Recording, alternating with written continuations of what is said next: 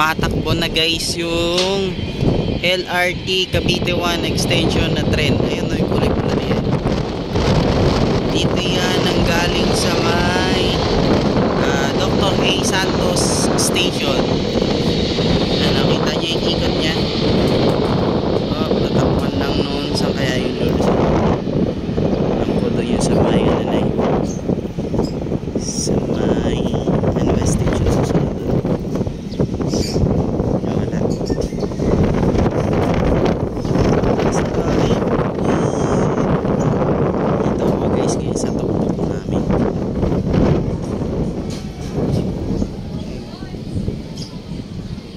Makikita nyo ayun yung dulo ng LRT station.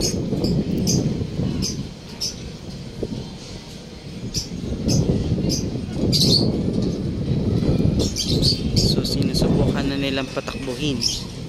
Kanina pa yan eh, nakakadami na.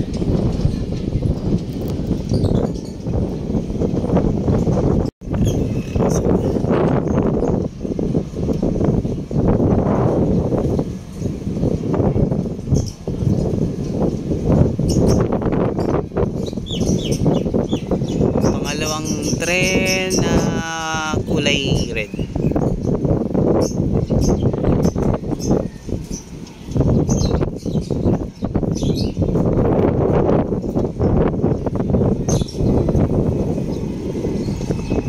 Grabe, kanina pa nila tinetest dyan. Siguro ano, siguro alas 4 na kasi guys eh.